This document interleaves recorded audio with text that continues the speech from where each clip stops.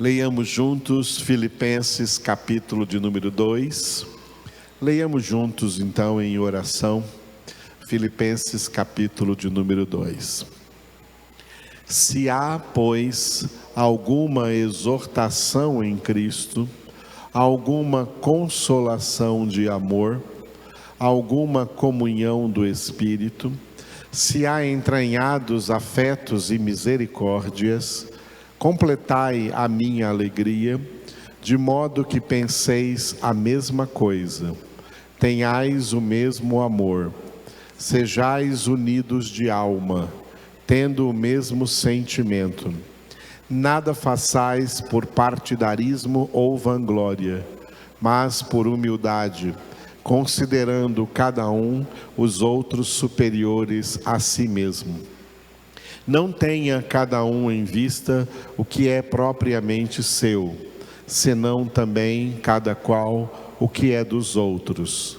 Tende em vós o mesmo sentimento que houve também em Cristo Jesus, pois ele, subsistindo em forma de Deus, não julgou como usurpação o ser igual a Deus. Antes, a si mesmo se esvaziou, assumindo a forma de servo, tornando-se em semelhança de homens, e reconhecido em figura humana, a si mesmo se humilhou, tornando-se obediente até a morte e morte de cruz. Pelo que também Deus o exaltou sobremaneira e lhe deu o nome que está acima de todo nome, para que ao nome de Jesus se dobre todo joelho nos céus, na terra e debaixo da terra, e toda língua confesse que Jesus Cristo é Senhor, para a glória de Deus Pai.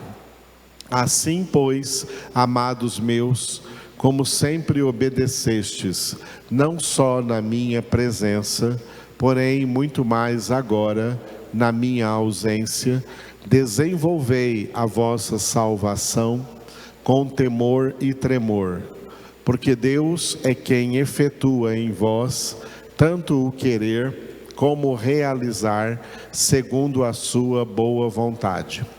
Fazei tudo sem murmurações nem contendas, para que vos torneis irrepreensíveis e sinceros, filhos de Deus inculpáveis, no meio de uma geração pervertida e corrupta, na qual resplandeceis como luzeiros no mundo, preservando a palavra da vida, para que no dia de Cristo eu me glorie de que não corri em vão, nem me esforcei inutilmente. Entretanto, mesmo que seja eu oferecido por libação sobre o sacrifício e serviço da vossa fé, alegro-me e com todos vós me congratulo. Assim vós também, pela mesma razão, alegrai-vos e congratulai-vos comigo. Espero, porém, no Senhor Jesus, mandar-vos Timóteo o mais breve possível, a fim de que eu me sinta animado também, tendo conhecimento da vossa situação. Porque a ninguém tenho de igual sentimento que sinceramente cuide dos vossos interesses, pois todos eles buscam o que é seu próprio, não o que é de Cristo Jesus. E conheceis o seu caráter provado, pois serviu ao Evangelho junto comigo como filho ao Pai. Este, com efeito, é quem espero enviar, tão logo tenha eu visto a minha situação. E estou persuadido no Senhor de que também eu mesmo brevemente irei. Julguei, todavia, necessário mandar até vós Epafrodito, por um lado meu irmão, cooperador e companheiro de lutas, e por outro, vosso mensageiro e vosso auxiliar nas minhas necessidades. Visto que ele tinha saudade de todos vós e estava angustiado, porque ouvistes que adoeceu. Com efeito, adoeceu mortalmente. Deus, porém, se compadeceu dele, e não somente dele, mas também de mim, para que eu não tivesse tristeza sobre tristeza. Por isso, tanto mais me apresso em mandá-lo, para que, vendo-o novamente, vos alegreis, e eu tenha menos tristeza. Recebei-o, pois, no Senhor, com toda a alegria, e honrai sempre a homens como esse, visto que, por causa da obra de Cristo, chegou ele às portas da morte, e se dispôs a dar a própria vida, para suprir a vossa carência de socorro para comigo. O nosso tema de hoje, dentro dessa epístola, capítulo 2 de Filipenses, é este, repita depois de mim: soberania. Soberania é um atributo incomunicável de Deus. O que isso significa? Soberania é uma qualidade exclusiva de Deus, que Ele não comunica, Ele não transmite para ninguém. É exclusividade divina. Por isso, repita depois de mim: só Deus é soberano. Só Deus é soberano. O que os homens se tornaram por causa do pecado foi soberbos. Notem que tem a mesma raiz. Soberania e soberba têm a mesma raiz. Só Deus é soberano.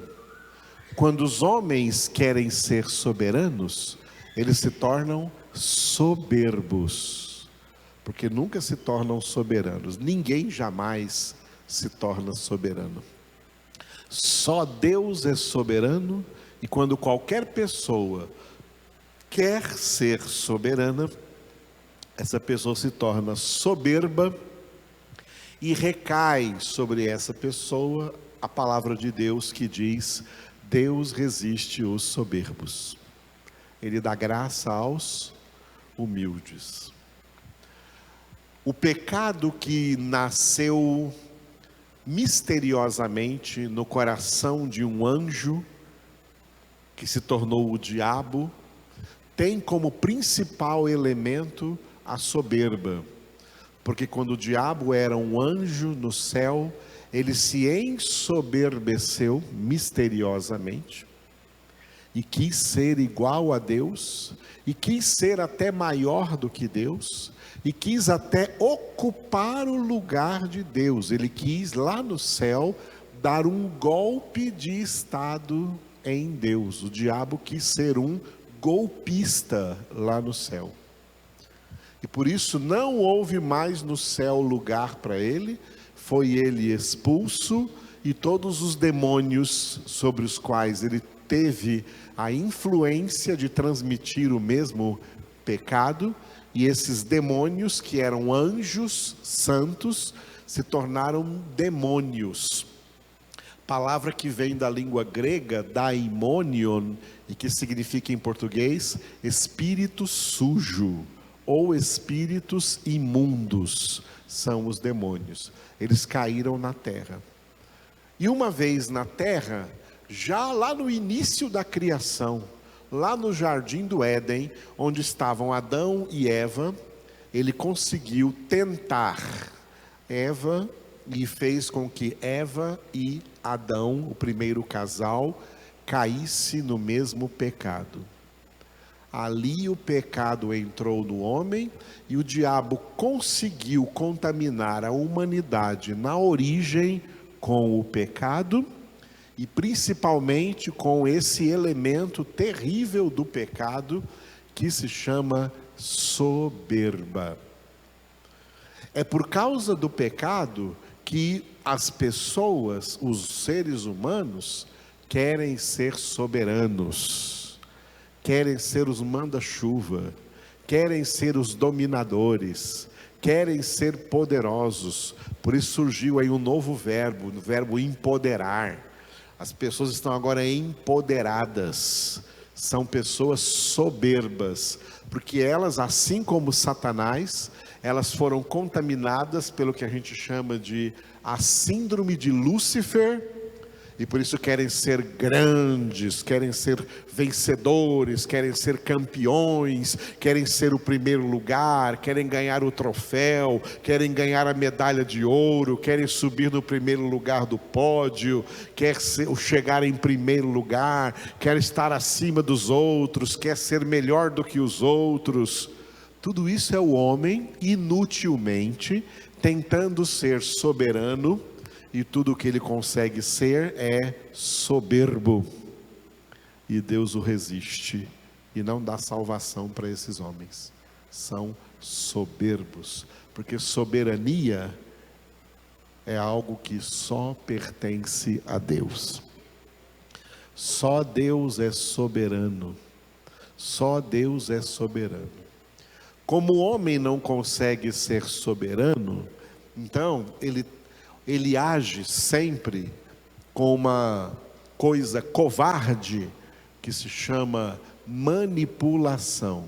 O que a gente vê no mundo são homens manipulando homens, homens manipulando e sendo manipulados, manipulando uns e sendo manipulados por outros, homens sendo manipulados. O diabo também não pôde ser soberano, porque soberania Deus não transmite para anjos, Deus não transmite para ninguém, é exclusivo de Deus.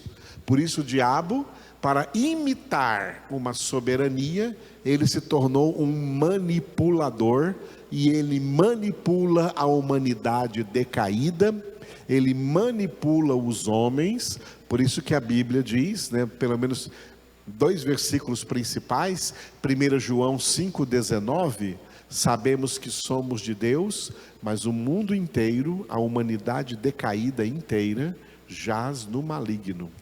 E o outro versículo é Efésios 2,2, essa humanidade decaída, ela está seguindo o curso desse mundo, segundo o príncipe da potestade do ar, o espírito que agora atua nos filhos da desobediência. Como que o diabo atua nos filhos da desobediência? Ele manipula as almas, ele manipula as consciências, ele manipula os pensamentos, ele manipula os sentimentos, ele manipula os desejos, as vontades das pessoas. O diabo domina sobre as pessoas do mundo de tal maneira que Jesus deu ao diabo o título de o príncipe deste mundo. Jesus não tem o título de príncipe desse mundo na Bíblia. Jesus tem o título de príncipe da paz. Mas o próprio Jesus deu ao diabo o título de o príncipe deste mundo, porque ele é o principal manipulador. O diabo é o manipulador dos manipuladores. Toda pessoa que usa de manipulação, ela não está imitando Deus. Nós somos exortados na Bíblia a ser imitadores de Deus. Efésios capítulo 5, versículo 1. Sede imitadores de Deus, como filhos amados. Deus não manipula ninguém, porque Deus não precisa manipular. Ele é soberano. Ele é soberano. Ele age nas vidas das pessoas com soberania e não com manipulação. Quem age com manipulação é porque caiu na tentação de querer ser soberano. Caiu na tentação de querer ser soberano e não é, então força uma barra para manipular. Quem manipula pessoas manipuladoras, são pessoas contaminadas pela síndrome do diabo. São pessoas, se elas não forem endemoninhadas, elas estão endemonizadas. Elas estão influenciadas pelo diabo. Tá? Influenciadas pelo diabo. Deus odeia manipuladores. Deus abomina gente manipuladora. Porque o diabo é que é manipulador. E homens ou mulheres que são manipuladores não estão imitando a Deus, estão imitando o diabo. Então não são filhos de Deus, são filhos do diabo e vão com ele para a condenação. Deus odeia manipulação. Seres humanos foram criados para serem guiados espiritualmente por Deus. Deus não manipula os seus filhos, não. Deus guia, dirige, conduz, direciona os seus filhos por meio do ministério do Espírito Santo. Romanos 8,14 está escrito: os que são guiados pelo Espírito de Deus são filhos de Deus. Olha que não está escrito assim, ó, os que são manipulados pelo Espírito de Deus são filhos de Deus. Não, o Espírito de Deus não manipula, o Espírito de Deus nos guia. É muito diferente. O diabo manipula e todos os manipuladores estão servindo ao diabo e não a Deus. Pais não devem manipular os filhos, devem guiar os filhos, orientar os filhos, dar direção, dar um norte à vida deles e não manipulá-los. Ninguém deve ser manipulado. Manipulação não é coisa de Deus. Manipulação é coisa de Satanás. E manipulação é o subterfúgio que homens pecadores usam para dar uma de soberanos. Quando não são soberanos, nunca serão soberanos e não podem jamais ser soberanos, porque soberania é um atributo de Deus. Só Deus é soberano. Quem tenta ser soberano se torna um manipulador soberbo e está na lista dos condenados e não dos salvos. Uma das coisas na santificação de cada um de nós é isso. Na obra da santificação, aprenda isso nessa noite. Deixe de ser manipulador. Deixe de ser manipuladora. É horrível pessoas manipuladoras. Tem gente que chega para você com uma conversinha, tentando te manipular, tentando puxar a sua língua, tentando fazer com que você fale alguma coisa, para depois ter alguma coisa a falar contra você. Está cheio de manipuladores, por isso o mundo jaz no maligno. Só Deus é soberano. E sendo soberano, Ele não precisa usar de manipulação, porque Ele usa de soberania. Outra coisa que você escuta muito por aí, na sociedade mundial em geral, né? É sobre uma coisa que eles gostam de chamar de a soberania nacional. Que coisa bonita, hein? A soberania nacional, porque cada nação é uma nação soberana. O Brasil é uma nação soberana, os Estados Unidos uma nação soberana. Cada nação tem a sua soberania nacional. Mentira. Não tem. Isso não existe. Primeiro porque Não existe soberania nacional, porque nenhuma nação é dona de si mesma. Nenhuma nação é dona de si mesma. A Bíblia diz: do Senhor é a terra e tudo que nela contém, todos os homens que nela habitam. Salmo 24, 1. As nações pertencem a Deus, não a si mesmas. As nações pertencem a Deus. Deus reina sobre as nações. Deus domina sobre as nações. Deus reina sobre as nações. Deus é soberano sobre todas as nações. Nenhuma nação é soberana. Primeiro, porque nenhuma nação é dona de si mesma. A soberania nacional fala da territorialidade, o território, né, os limites territoriais de cada nação. Esses limites aí foram colocados por homens, não por Deus. Para Deus não tem limites. Para Deus não tem limites. Para Deus a terra toda é um planeta único, e todo pedaço de terra que existe aqui, onde tem alguém morando nesse planeta, esse pedaço de terra pertence a Deus. Não a nenhum homem e nem a nenhuma nação. E nem a nenhuma nação. Tudo é de Deus. Deus é o dono. Posso ouvir amém ou não? É verdade isso que eu estou falando ou é mentira? É mentira que eu estou falando? A gente não canta aqui de vez em quando: dono do mundo. Ele é o dono. Ele é o dono. É o dono mesmo.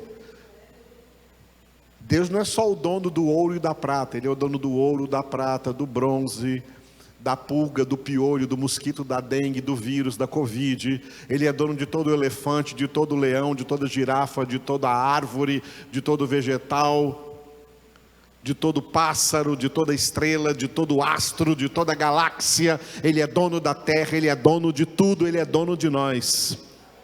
Ele é dono de todos. Só tem um dono aqui nesse universo, e é Deus, o seu Criador. Nenhuma nação é soberana, não existe soberania nacional. Outra prova que nenhuma nação é soberana: se uma nação fosse soberana, ela teria poder de fazer com que não houvesse em seu território nenhuma injustiça, nenhum crime, nenhum assassinato, nenhum homicídio, nenhum suicídio, nenhum divórcio, nenhuma droga, nenhum vício.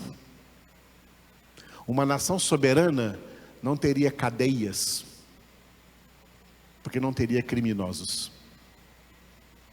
Qual nação pode fazer isso, consegue fazer isso? Tem alguma? Não são soberanas. Não são soberanas. A prova de que não são soberanas é que não tem domínio sobre todo o mal que se acarreta dentro dos seus territórios nacionais. Não conseguem exterminar o mal.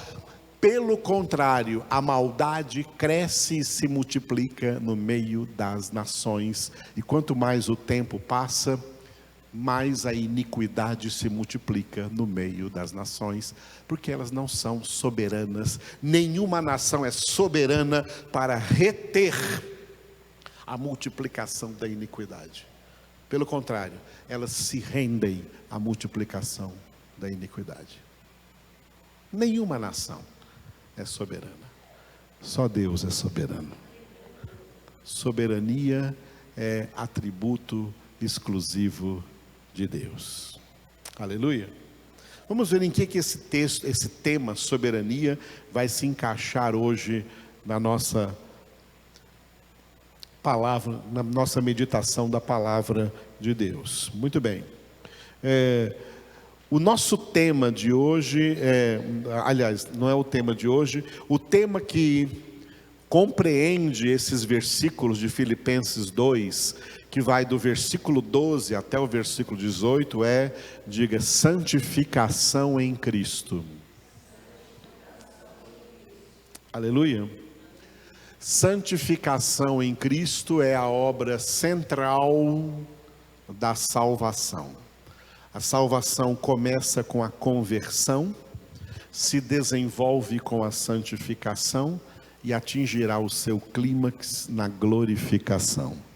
Então, conversão primeiro, glorificação por último, e no meio, a obra central é a santificação em Cristo. Glória a Deus. Muito bem. Lembra quando antigamente se contava uma historinha assim, começava assim, quando contava uma historinha para criança, né? Era uma vez... Aí depois contava a história, e no final da história, e viveram felizes para sempre. Não é isso? A conversão é o era uma vez, e a glorificação será o e viveram felizes para sempre. Mas no meio disso tem toda a história, que é a santificação. É a santificação. Você nunca vai achar um livro que começa assim, era uma vez e viveram felizes para sempre. Que tem começo e fim, mas não tem meio. A salvação é o meio. A salvação é o meio. Quando você vai a algum lugar, você precisa de um meio de transporte. Além de um meio de transporte, você precisa de um caminho para chegar naquele lugar. Um meio, o caminho, a estrada também é uma rodovia, também é o meio, não só o carro, o transporte que você está, mas o caminho que você está percorrendo também é o meio para chegar onde você tem que chegar. O ponto de partida dessa viagem espiritual é a conversão. O caminho para viajá-la é em Cristo Jesus. Eu sou o caminho. E a chegada é a glorificação. Então, santificação em Cristo é essa santificação que é citada em Hebreus 12, 14. Santificação sem a qual ninguém verá o Senhor. Então esse é o grande tema aqui, nesses versículos que vai do versículo 12 até o 18.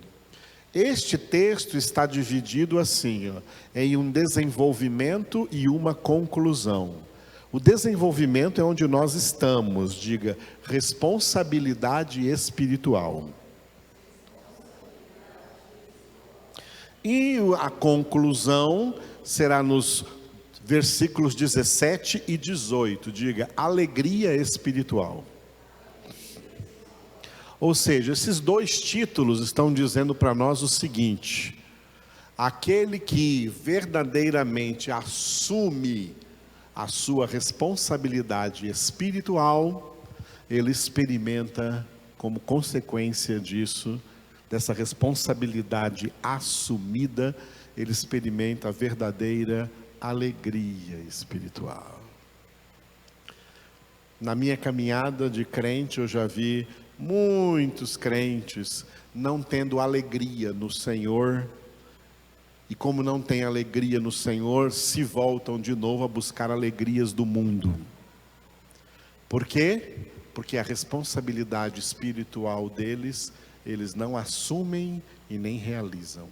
Eles são crentes fracassados, indolentes, irresponsáveis, e aí a alegria não produz neles, porque ao invés de alegrar o Espírito Santo, eles estão entristecendo o Espírito Santo dentro deles, e quando o Espírito Santo se entristece dentro dessas pessoas, Um dos sintomas é que elas não têm mais alegria no Senhor, não têm alegria na oração, não têm alegria na palavra, não têm alegria na congregação e começam a se voltar para as alegrias do mundo, até caírem de novo no inferno. Hoje vamos começar aliás, já começamos a semana passada com esse texto do versículo 12 até o 16, cujo título é, diga então, responsabilidade espiritual. Esse texto tem uma introdução e um desenvolvimento. A introdução dele é os 2 primeiros versículos aí, 12 e 13, diga, desenvolvei. É onde Paulo, falou, desenvolvei a salvação, como nós vimos no versículo 12 na semana passada. Hoje será o 13. E depois vem um desenvolvimento que nós vamos entrar na próxima quarta-feira, pela graça de Deus, com 3 versículos, o 14, o 15 e o 16, cujo título é, diga, fazei. Nessa nossa responsabilidade, o que nós temos que fazer? Tá? Olha, não caia nessa ideia errada, que muita gente fala por aí, banalizando a graça, como eu disse na quarta-feira passada, coisificando a graça, desvalorizando a graça, quando diz assim, eu fui salvo pela graça, então eu não tenho que fazer mais nada. Isso está errado. Isso é heresia. Tem responsabilidade para nós, sim. Tem o que fazermos. A Bíblia nos manda fazer coisas dentro da nossa responsabilidade. Temos responsabilidade de fazer algo diante de tão grande graça que nós recebemos. A Bíblia fala de muitas dessas coisas. Paulo vai tocar apenas em algumas delas aqui, nesses versículos 14, 15 e 16. Hoje nós estamos aqui no desenvolvei. Diga, desenvolvei. O versículo 12 tem o título, diga, temor e tremor. Foi o versículo que vimos quarta-feira passada, né? E hoje vamos ver o versículo 13, diga, querer e realizar. O versículo 12 da quarta-feira passada, assim pois, amados meus, como sempre obedecestes, não só na minha presença, porém muito mais agora na minha ausência, desenvolvei a vossa salvação com temor e tremor. Repita.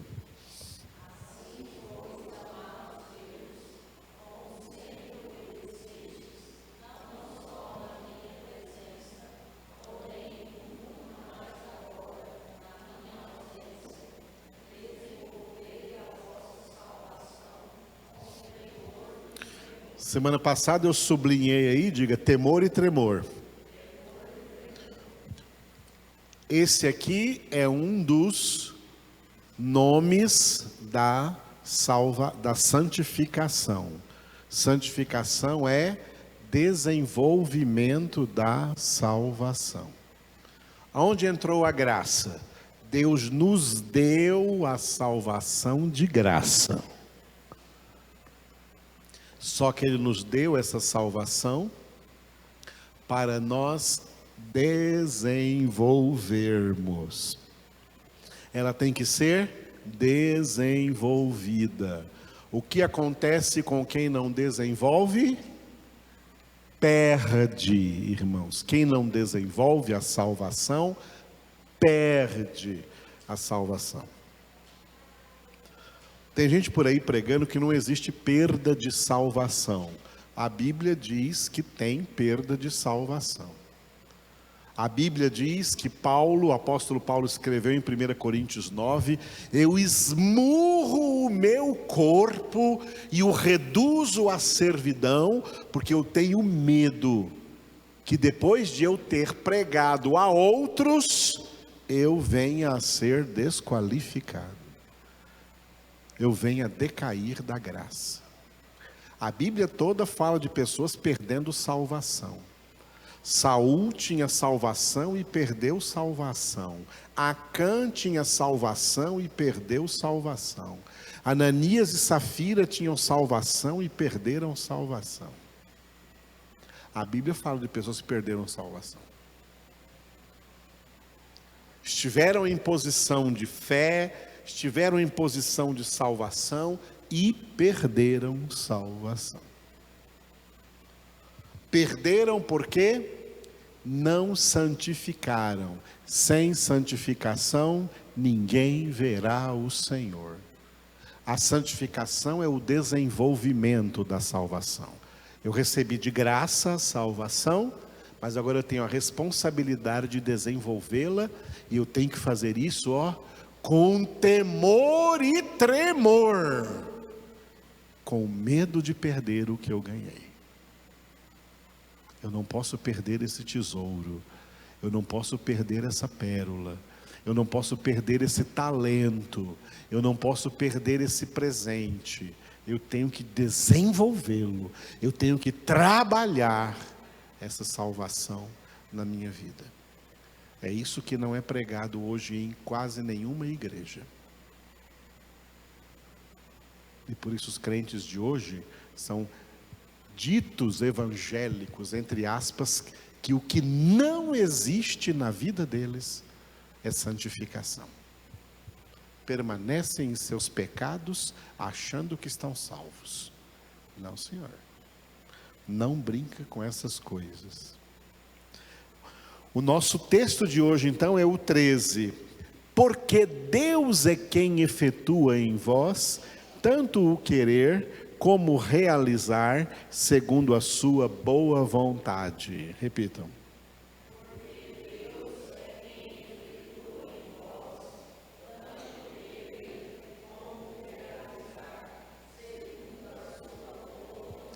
Aleluia. Glória a Deus. Olha só uma coisa que Satanás desejava e deseja ainda hoje, os demônios desejam, e todos os homens pecadores e manipuladores desejam.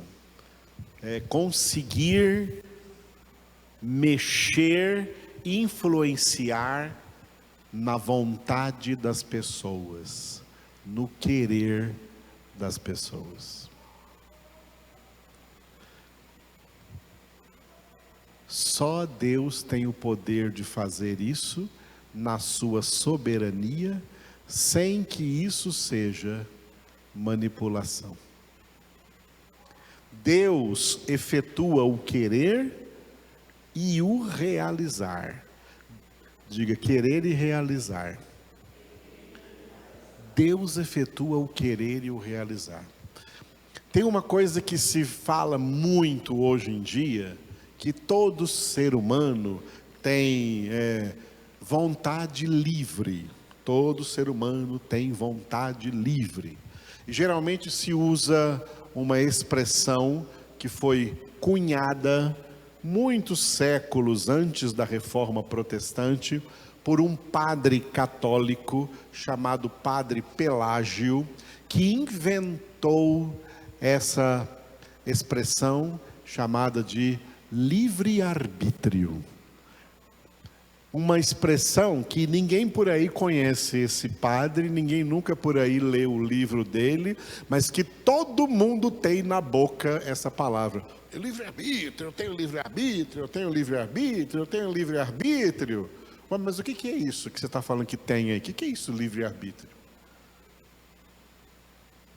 Essa expressão foi criada por esse padre católico, uma heresia criada, uma doutrina falsa criada por esse padre católico chamado Padre Pelágio. E por isso o nome dessa doutrina, você pode até pesquisar depois aí no Google, aí coloque aí pelagianismo. Pelagianismo, e você vai achar essa doutrina escrita por aí. O pelagianismo é a doutrina do livre-arbítrio, que todo ser humano tem a vontade livre para escolher o que ele quiser, para fazer o que quiser, para ir aonde quiser.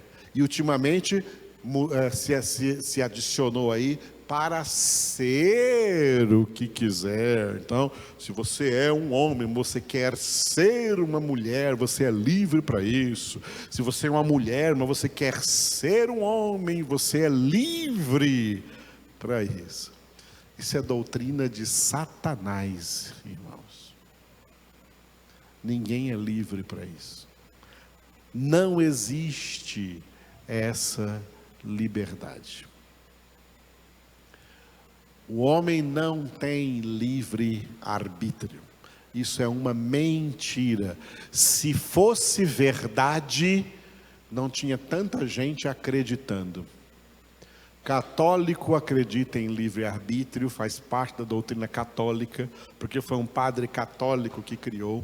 Espírita acredita em livre arbítrio. Budista acredita em livre arbítrio. Ateus acreditam em livre arbítrio. Pessoas descrentes em Deus, incrédulos que não creem em Deus, acreditam no livre arbítrio. E agora tem uma multidão de protestantes que também acreditam no livre arbítrio. Se fosse uma doutrina de Deus, se fosse verdade, não tinha tanta gente acreditando. Eles acreditam porque estão manipulados pelo diabo. Isso não existe. Primeiro que não existe em toda a criação, criação dos anjos, criação dos homens, criação da natureza, não existe na criação nenhuma criatura livre. Toda a criação foi criada em estado de sujeição ao Criador, de total dependência do Criador. Alguém pode dizer assim, eu sou livre para existir sem Deus? Responda para mim, irmão, quando eu perguntar. Alguém pode dizer assim, eu sou livre para existir sem Deus? Alguém pode dizer assim, eu existo, eu vim ao mundo e existo independente de Deus? Tem alguém assim? Tudo foi feito por Ele, sem Ele nada do que foi feito se fez. Ele é quem chama a existência todos aqueles que não existiam. Deus é quem chama a existência. Romanos 4,17 está escrito isso.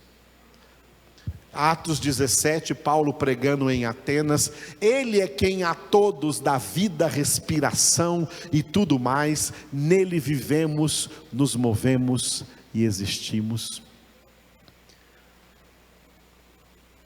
Para existir, todo mundo depende de Deus. E também para viver, Ele é quem a todos dá vida, todo mundo depende de Deus. Para respirar, depende de Deus, Ele é quem a todos dá respiração, depende de Deus. Quando o fim de uma vida chega, ninguém consegue prorrogar isso mais. Qual de vós, por mais que se esforce, pode acrescentar um só côvado à duração da sua vida? Disse Jesus. E Davi no Salmo 139, cada dia da minha vida foi escrito no teu livro, Senhor, antes que um só deles existisse. Deus é que é soberano sobre tudo e sobre todos.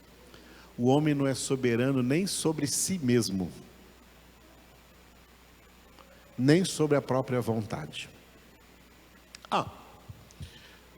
É claro que você pode escolher, qualquer homem pode escolher coisas triviais, tá? Você pode escolher qual roupa que você vai usar, a roupa que você escolheu para vir hoje aqui na congregação. Você pode escolher. Eu sou livre até de escolher roupa, porque eu só compro camiseta preta, não preciso escolher nenhuma, só vestir.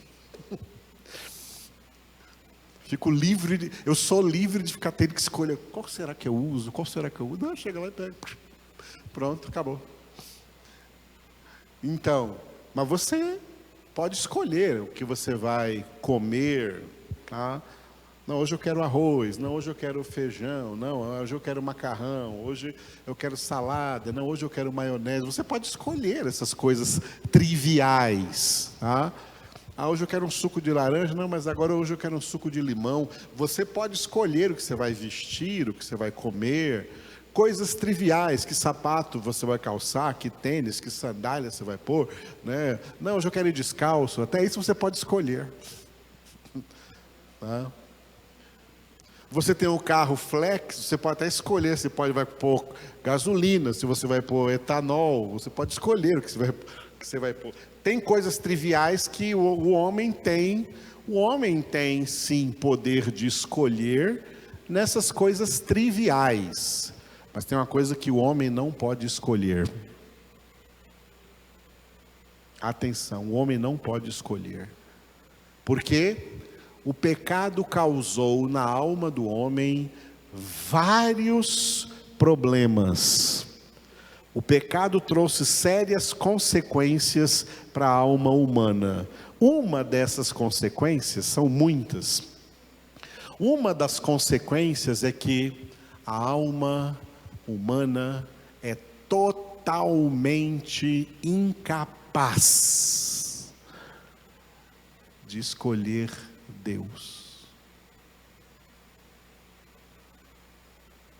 de querer Deus, de decidir ser de Deus. Isso nunca procede da alma humana.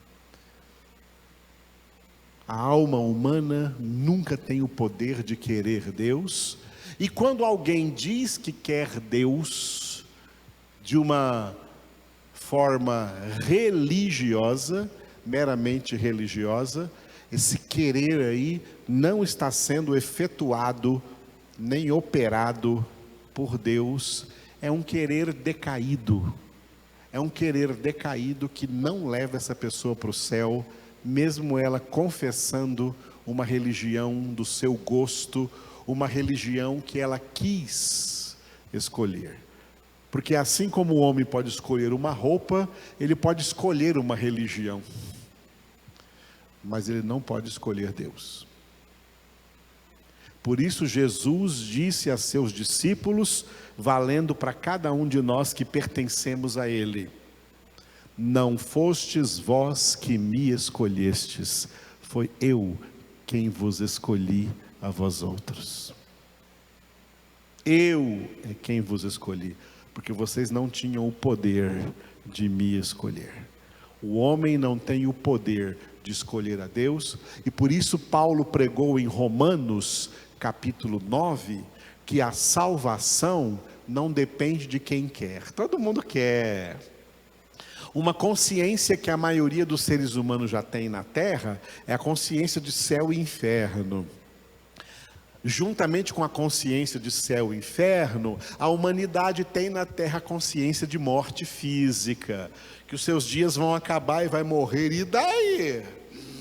Todo mundo teme a morte e o que vem depois dela. E aí? Para onde? Então eles têm esse medo tremendo de ir para o inferno e querem fazer alguma coisa para ir para o céu.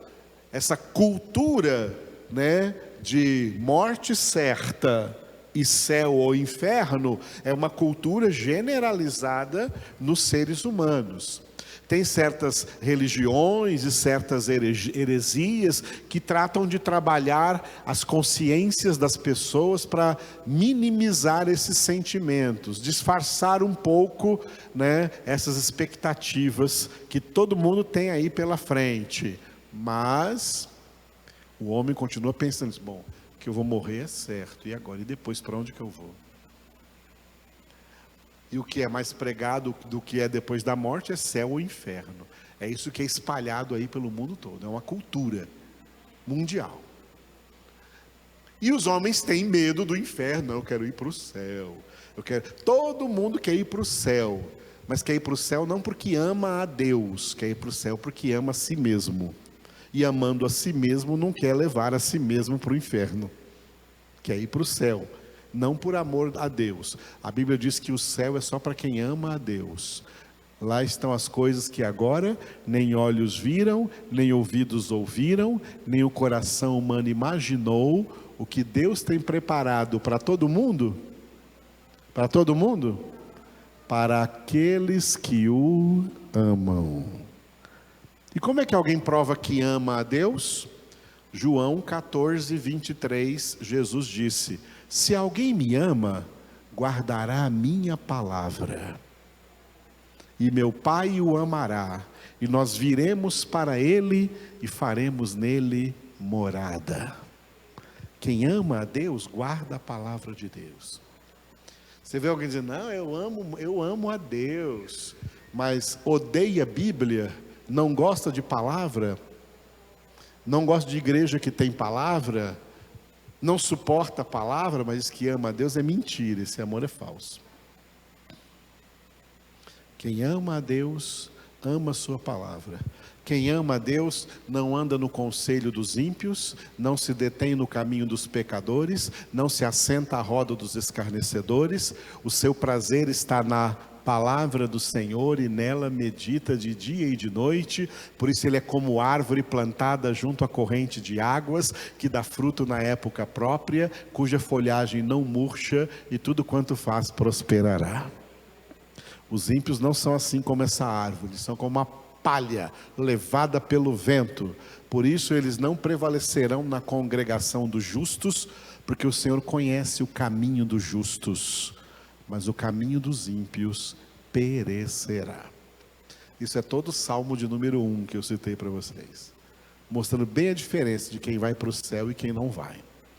Quem vai para o céu é quem tem o seu prazer na palavra de Deus. Quem tem desprazer na palavra de Deus, não é de Deus. E 2 Timóteo 2,19 está escrito que o firme fundamento de Deus permanece tendo este selo, 2 pontos: o Senhor conhece os que lhe pertencem. Por que o Senhor conhece os que lhe pertencem? Porque eles foram escolhidos por Deus em Cristo, como está escrito em Efésios 1:4, antes da fundação do mundo, para serem santos e irrepreensíveis diante dele.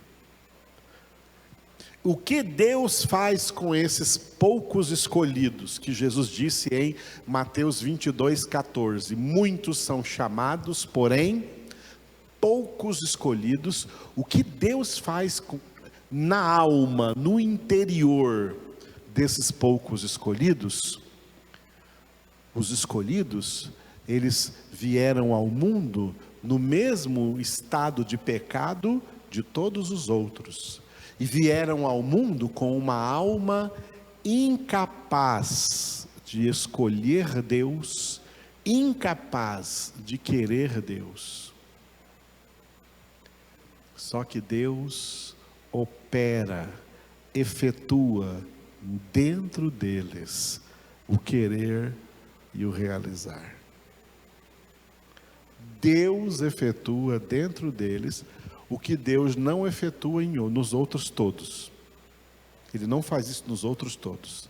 Só naqueles que Ele escolheu, Ele opera o querer e o realizar. Por isso, Romanos 9, Paulo disse, a salvação não depende de quem quer, nem de quem corre atrás dela, mas de Deus usar a sua misericórdia. E aí, conforme Deus disse para Moisés, Paulo citou também em Romanos 9, Deus falando assim, terei misericórdia de quem eu quiser ter misericórdia. Terei compaixão de quem eu quiser ter compaixão. E aí Paulo conclui essa palavra em Romanos 9 dizendo, logo, Deus usa de misericórdia com quem Ele quer, e Ele endurece a quem Ele quer. Se bem que Deus não precisa endurecer, Deus não precisa endurecer ninguém, porque o endurecimento do coração, o endurecimento da alma contra Deus, já é natural no homem, desde a sua concepção, por causa do pecado. Todo mundo já tem uma alma endurecida contra Deus. O que Deus faz com seus eleitos? Ele amolece a alma deles. Ele opera, efetua o querer e o realizar. Um bonito exemplo disso é Atos 16, quando Paulo está na cidade de Filipos e reúne com a sua equipe na beirada do rio, ali buscando um local de oração para orarem juntos. E quando chegam ali, tem algumas mulheres ali, e Paulo prega a palavra, prega o evangelho para essas mulheres. E Lucas, o autor de Atos, escreve que dentre aquelas mulheres, Deus, o Senhor, abriu o coração de Lídia para ela obedecer às coisas que Paulo estava pregando, obedecer ao evangelho que Paulo estava pregando. Ali foi a conversão da Lídia. As outras mulheres ouviram o mesmo evangelho, mas Deus não abriu o coração delas. Os falsos pregadores do livre-arbítrio por aí, que pegam a doutrina do livre-arbítrio, tem muito pastor e pregador aí, que prega a doutrina desse padre Pelágio, que prega essa doutrina católica do livre-arbítrio. Eles pregam para as pessoas assim, ó, depende de você querer, só você pode abrir o seu coração para Deus.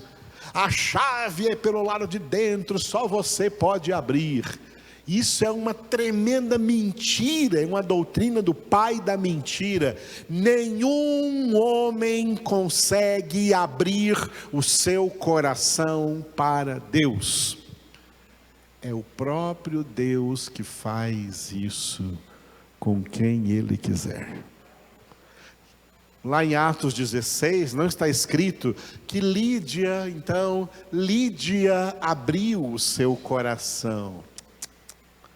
O Senhor é quem abriu o seu coração.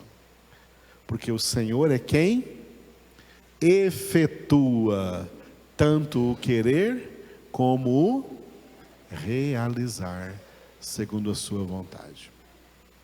Por isso, quando você vê um crente zeloso pela sua santificação, zeloso por obedecer a palavra, faminto da palavra, sedento da palavra de Deus, ávido pela palavra de Deus, que quer de verdade seguir o Senhor, que quer ser santo como Ele é santo, ele não está querendo isso porque ele é uma pessoa muito boa.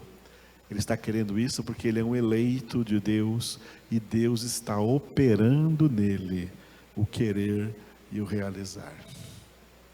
Glória a Deus.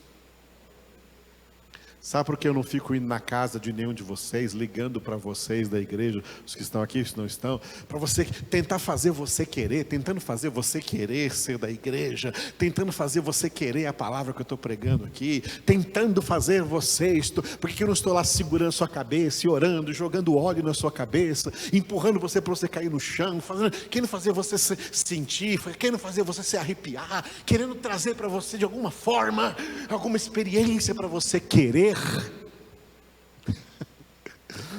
Tudo isso é fogo estranho, que nenhum homem pode operar no outro esse querer.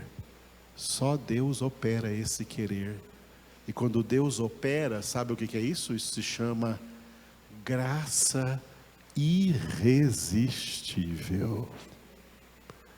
Quando Deus opera, ninguém consegue resistir. Você vê pessoas por aí que aparentemente estão resistindo a Deus, estão resistindo à palavra, Não, é Deus quem está resistindo a eles. Deus resiste os soberbos. Ele dá graça aos humildes. Quando Deus opera, a pessoa que recebe essa operação, quando Deus efetua o querer e o realizar em alguém, esse alguém não consegue resistir, porque Deus é irresistível. A sua palavra é irresistível. A sua verdade é irresistível. A sua graça é irresistível. Ninguém consegue resistir a Deus. Quando Jeremias teve a experiência dele com Deus, ele escreveu lá no seu livro, né? No seu livro, né? Senhor, Senhor, Tu me dominaste, e eu me deixei dominar, eu não pude resistir. Tá? Tu me converteste, e eu me deixei converter, porque eu não pude resistir. E por isso ele diz no livro das Lamentações, capítulo 4 ou 5, né? Convertei-nos e seremos convertidos. Aí está a diferença entre quem se converte e quem é convertido. Quem se converte, essa conversão não vai durar. Mas quem é convertido, essa conversão vai durar, porque não foi ele que se converteu, foi Deus quem o converteu, foi Deus quem operou, quem efetuou tanto o querer como o realizar. Aleluia. É por isso que eu fico tranquilo. Eu já fui um pastor que ficava tentando fazer as pessoas quererem. Eu não faço ninguém querer nada, porque se Deus não fizer, quem sou eu para fazer? Deus é quem faz. Eu faço o que Ele me efetua em mim para fazer. O que Deus efetua em mim, querer e realizar, é abrir aqui uma porta para vocês aprenderem a legítima palavra de Deus. Isso eu tento fazer com todo o esmero e zelo que Deus coloca no meu coração.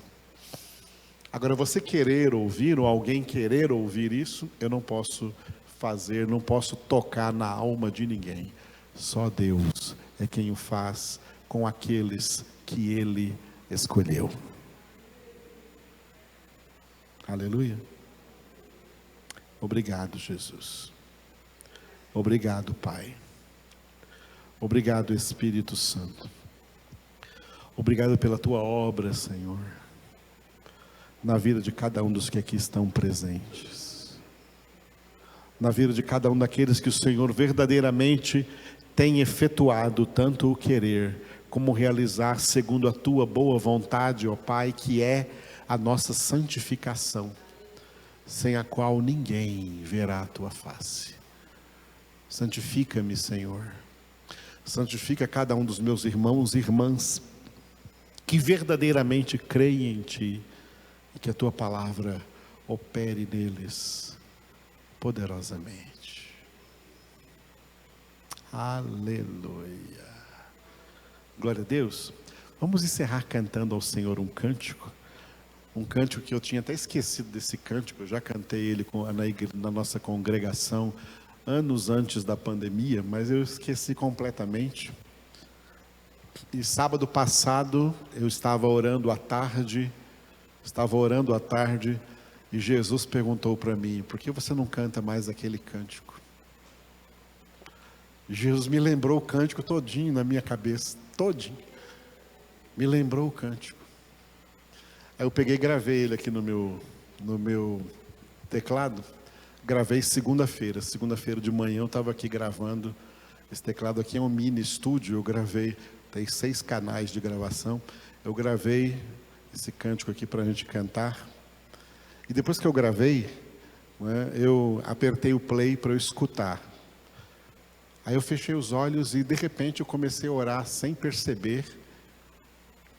E o Senhor me arrebatou em espírito. Aí Ele me levou no espaço sideral Eu senti assim que a minha veste foi trocada, me colocou uma veste branca, um tecido que eu nunca experimentei nessa terra. Não tem nas casas pernambucanas, nas lojas pernambucanas, não tem esse tecido aqui no planeta. Ele me vestiu com esse tecido e ele me levava assim numa espécie de bolha bem clara, uma luz assim bem clara, e me tirou da terra. E eu vi a terra desaparecendo, como se ele me levasse lá no espaço. Eu vi a terra desaparecendo até ficar um pontinho azul. E eu estava olhando para a terra e vendo um pontinho azul no meio da escuridão. Aí uma voz falou comigo assim, ó: não preocupa com nada que está acontecendo naquele pontinho, olha para o outro lado. Aí do outro lado, ainda bem distante, eu vi uma cidade maravilhosa, com resplendor de luz, que eu nunca vi a luz daquele jeito, nunca vi luz como aquela. Eu consegui discernir que tinha prédios, moradas, mansões, mas eu vi bem de longe, e a voz falava comigo assim, ó: não preocupe mais com aquele pontinho azul não, porque a sua casa é aquela ali.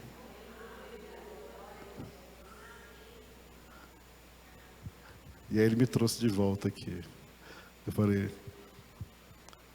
é o que está escrito aqui, amados, em Filipenses. Nós vamos ler, quando chegar no capítulo 3 de Filipenses, ó, Filipenses capítulo 3, versículos 20 e 21. A nossa pátria está nos céus, de onde também aguardamos o Salvador, o Senhor Jesus Cristo, o qual transformará o nosso corpo de humilhação para ser igual ao corpo da sua glória, segundo a eficácia do poder que Ele tem de até subordinar a si todas as coisas. Aleluia.